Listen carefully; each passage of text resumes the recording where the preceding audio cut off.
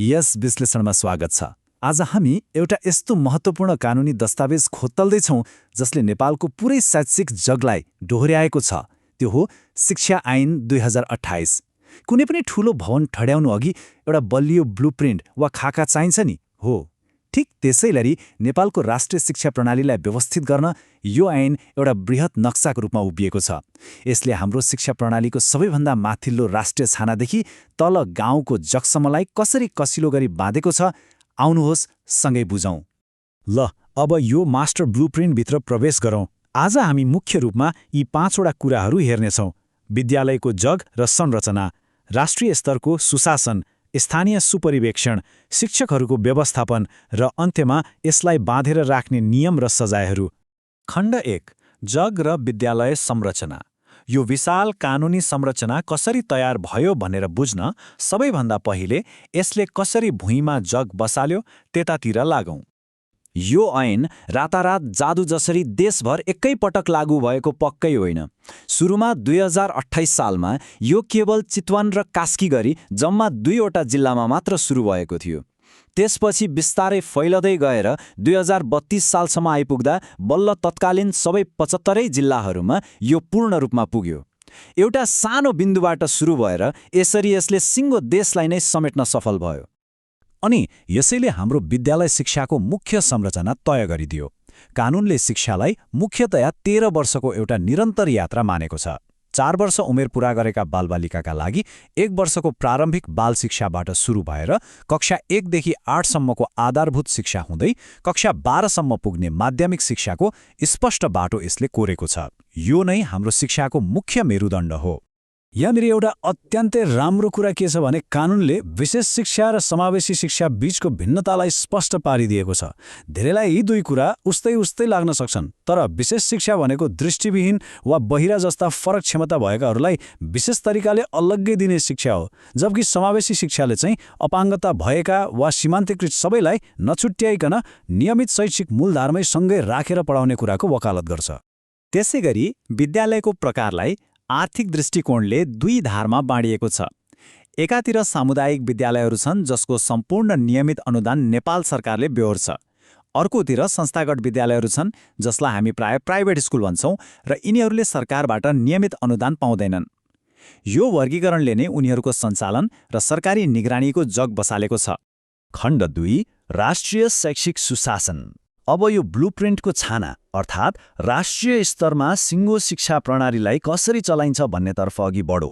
राष्ट्रिय स्तरमा शिक्षालाई सम्हाल्न यहाँ निकै ठूला र शक्तिशाली निकायहरू खडा गरिएका छन्। नीति निर्माणमा सल्लाह दिन 23 जना सदस्य रहने राष्ट्रिय शिक्षा परिषद, परीक्षाहरूको व्यवस्थापन गर्न 13 जनाको राष्ट्रिय परीक्षा बोर्ड र देशभरका शिक्षक छान्न जम्मा 3 जना मात्र रहने शिक्षक सेवा आयोग। सदस्य सङ्ख्या र उनीहरूको पदावधि हेर्दा नै देशको शैक्षिक प्रशासन कति विशाल र सुव्यवस्थित छ भन्ने प्रश्न हुन्छ। यीमध्ये पनि सबैभन्दा शक्तिशाली भूमिकामा छ राष्ट्रिय परीक्षा बोर्ड। सुन्दा परीक्षा मात्र लिने जस्तो लागे पनि यसको तागत धेरै छ। यसले विद्यार्थीहरूको भविष्य निर्धारण गर्ने कक्षा 10 र 12 को परीक्षा लिने मात्र होइन, बरु परीक्षाको सम्पूर्ण नीति बनाउने, विद्यालयको गुणस्तर कस्तो छ भनेर जाँच्ने र बजेटसम्म स्वीकृत गर्ने जस्ता निकै भारी कामहरू गर्छ। खण्ड 3, स्थानीय प्रशासन र सुपरिवेक्षण। अब राष्ट्रिय स्तरबाट अलि तल अर्थात् स्थानीय तहमा ओर्लेर हेरौँ।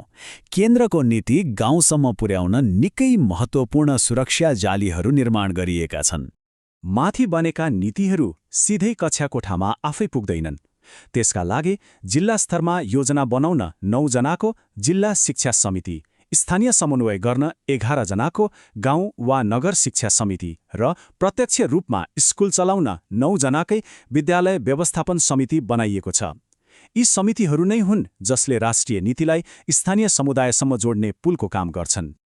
उदाहरणका लागि गाउँ शिक्षा समितिलाई नै हेरौँ न। यो समितिले आफ्नो क्षेत्रभित्रका स्कुलहरूको रेखदेख मात्र गर्दैन, विद्यालयमा स्वच्छ र शान्त वातावरण छ कि छैन भनेर पनि पक्का गर्नुपर्छ र महिनाको कम्तीमा 1 पटक त बैठक बस्नै पर्छ भन्ने कानुनी बाध्यता छ।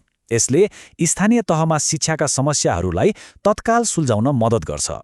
खण्ड 4, शिक्षक व्यवस्थापन र समितिहरू। नीति जतिसुकै उत्कृष्ट होस् त्यसलाई कक्षा कोठामा जीवन्त बनाउने त शिक्षकले नै हो। अब शिक्षक र उनीहरूलाई नियमन गर्ने निकायतिर लागौं। देशभरका शिक्षक नियुक्त गर्ने शक्तिशाली निकाय शिक्षक सेवा आयोगका पदाधिकारीहरू पनि कानूनभन्दा माथि पक्कै छैनन्। यदि उनीहरूले राम्रोसँग काम गर्न सकेनन् वा कुनै खराब आचरण देखायो भने उनीहरूको 5 वर्षे पदावधि वा 65 वर्षको उमेर हद पूरा हुनु अगावै पनि पदबाट सिधै हटाउन सकिने एकदमै स्पष्ट र कडा नियम छ। अनि शिक्षकहरू स्वयंको हकमा त नियम झनै कडा छ। लगातार 15 दिन बिना सूचना गायब भएमा, विद्यालयमै मादक पदार्थ सेवन गरेमा वा स्कुल पढाउने समयमा अन्यत्रै काम गर्न गएमा जागिर चट्टै जान सक्छ। अझ गम्भीर कुरा, सक्रिय राजनीतिमा लागेर कुनै दलको कार्यकारिणी सदस्य बनेमा त्यस्ता शिक्षकलाई सिधै बर्खास्त गरिनेछ। यसको एउटै सन्देश हो, विद्यालय राजनीति मुक्त हुनुपर्छ र यो विशुद्ध सिकाइको केन्द्र मात्र बन्नुपर्छ। खण्ड 5 नियम, कोष र सजायहरू यो सम्पूर्ण प्रणालीलाई लिकमा राख्न र भत्किन नदिन कानूनले केही कडा दण्ड र जरिवानाको व्यवस्था पनि गरेको छ। 1 लाख रुपियाँ यो सुन्दा मात्र पनि ठूलो रकम हो। यदि कसैले परीक्षाको प्रश्नपत्र आउट गर्छ, परीक्षाको मर्यादा भङ्ग गर्छ वा अनुमति नलिई जथाभावी विद्यालय चलाउँछ भने 1 लाखसम्म जरिवाना वा 6 महिनासम्म जेल वा दुवै हुन सक्ने कडा व्यवस्था राखिएको छ। यस्ता गल्तीहरूलाई कानूनले कुनै पनि हालतमा छुट दिँदैन। त्यसैगरी यदि कुनै विद्यालयले शिक्षा ऐनले तोके विपरीत गएर विद्यार्थी वा अभिभावकबाट गैर कानूनी रूपमा मनपरी शुल्क असुल गर्यो भने पनि सुख पाइँदैन। त्यस्तो अवस्थामा 25,000 रुपियाँसम्म जरिवाना गराउन सक्ने प्रावधान राखिएको छ, जसले आर्थिक शोषणलाई रोक्न मद्दत गर्छ। अनि जो कोहीले मन लाग्दैमा प्राइभेट स्कुल खोल्न पनि पाउँदैन। शिक्षा नियमावलीले आर्थिक ग्यारेन्टी खोजेको छ। प्राथमिक तह खोल्न 50,000, निम्न माध्यमिकलाई 1,50,000 र माध्यमिक तह खोल्न 2 लाख रुपियाँ त धरौटी नै राख्नुपर्छ। यसले बिना कुनै आधार र तयारी विद्यालय खोल्ने प्रवृत्तिलाई पूर्ण रूपमा निरुत्साहित गर्छ। यति मात्र हो र अनुमति पाइसकेपछि पनि विद्यालयहरूले स्वेच्छाचारी ढङ्गले काम गर्न पाउँदैनन्। नियम 6 ले 16वटा एकदमै कडा शर्तहरू तोकेको छ। स्वीकृत पाठ्यक्रम मात्र पढाउने, शिक्षकलाई सरकारले तोकेको न्यूनतम तलब दिनै पर्ने र यदि होस्टेल सहितको आवासीय विद्यालय हो भने कम्तीमा 10% विद्यार्थीलाई निशुल्क बस्ने सुविधा दिनुपर्ने। यी शर्तहरू पूरा नगरे जुनसुकै बेला अनुमति खारेज हुन सक्छ। अन्त्यमा हामीले प्रश्न देख्यौं कि यो ऐन कसरी एउटा पूर्ण खाकाको रूपमा बुनिएको छ। एकातिर यसले केन्द्रमा बस्ने शक्तिशाली राष्ट्रिय परीक्षा बोर्डको व्यवस्था गर्छ भने अर्कोतिर दूरदराजको गाउँमा पढाउने एउटा शिक्षकको दैनिक हाजिरी र आचरणसम्मलाई कानूनी डोरीले कसेर बालेको छ। यो राष्ट्रिय नीति र स्थानीय यथार्थलाई जोड्ने एउटा निकै व्यवस्थित सञ्जाल हो। यति विशाल कानूनी सञ्जालको चिरफार गरिसकेपछि एउटा गम्भीर प्रश्न उठ्छ। हामीले भर्खरै देखेको यो एकदमै कठोर र माथिबाट तलसम्म निर्देशित समितिहरूको जालोले साँच्चै नै कक्षा कोठामा गुणस्तरीय शिक्षा सुनिश्चित गरिरहेको छ त? वा यसले एउटा यस्तो जटिल प्रशासकीय संयन्त्र मात्र खडा गरिदियो जसले विद्यार्थीको स्वतन्त्र र सृजनात्मक सिकाइलाई नै कतै ओझेलमा पारिदिएको पो छ कि? यो साँच्चै नै हामी सबैले सोच्नै पर्ने र घोत्लिनै पर्ने प्रश्न हो।